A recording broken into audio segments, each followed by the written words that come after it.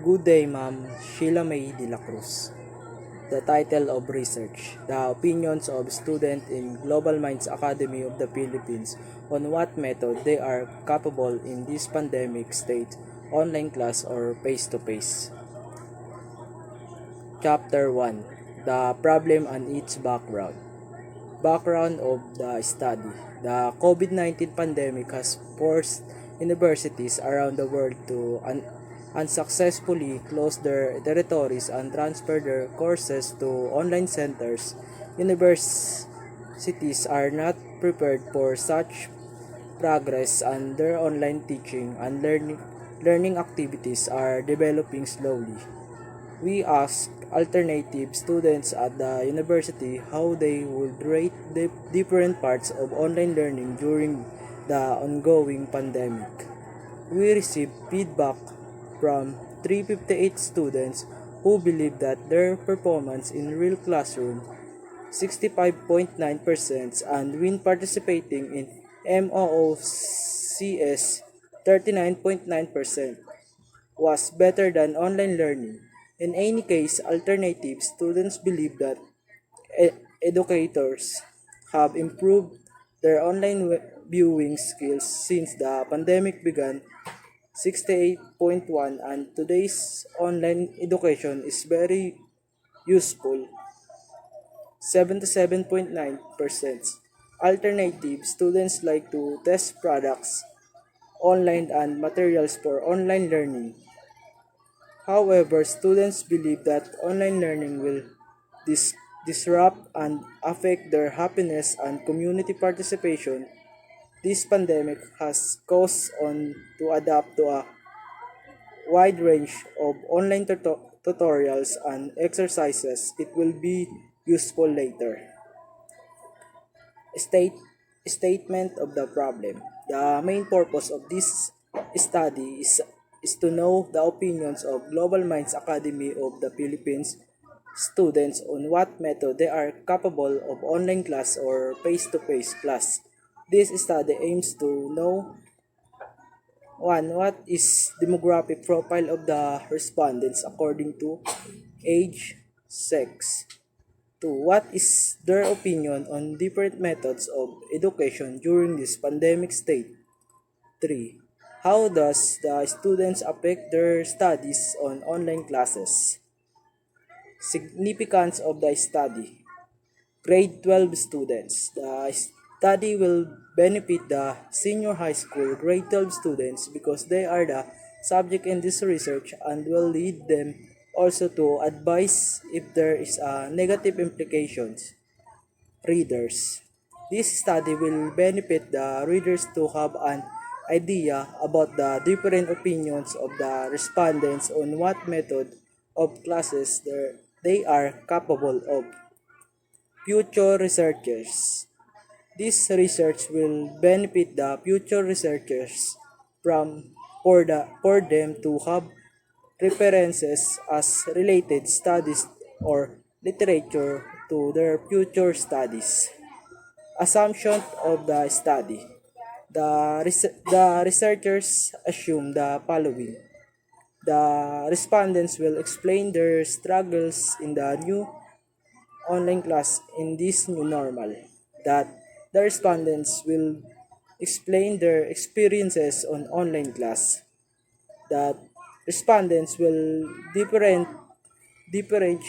their perceptions about online class and face-to-face.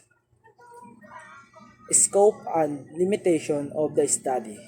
This research is only limited to the opinions of students of Global Minds Academy of the Philippines school year 2020 to 2021.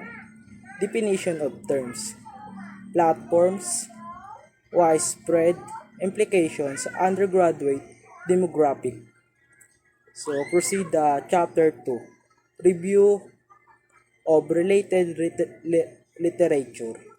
Foreign literature. In a study comparing online and face-to-face learning, Horsfalls and Lange 2012 found that students choose to take online courses to avoid travel time to class and scheduling problems. A majority of both face-to-face and online students did not experience technological issues. Both groups also found the communication with the instructors was adequate. Online students indicated the instructors' response time to question was prompt. By contrast, online students perceives per communication as occurring much less often. Courses satisfaction was comparable for both formats.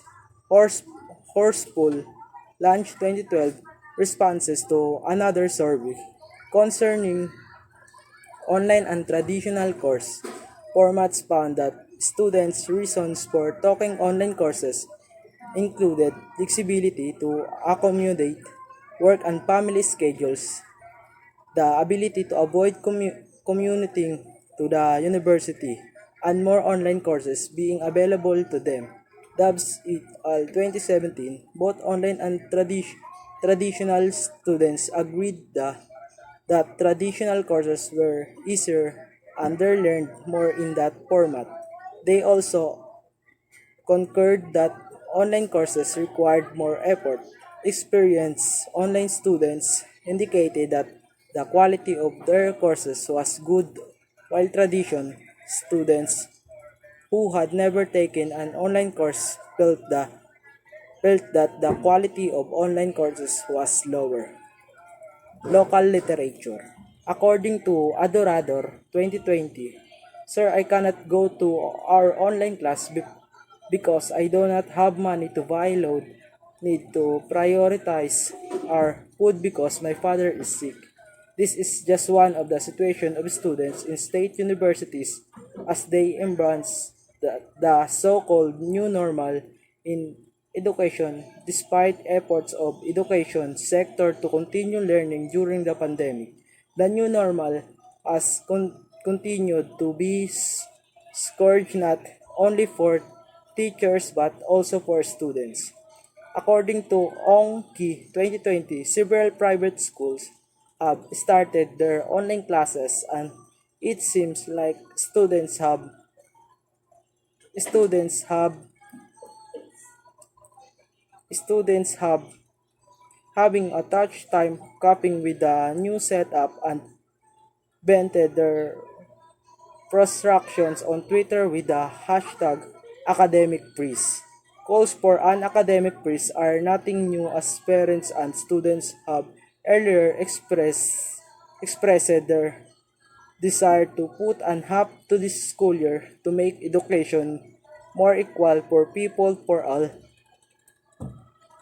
walks of life since not everybody has access to the internet and can afford to provide each kind with a laptop or tablet. Proceed the chapter 3. Research methodology.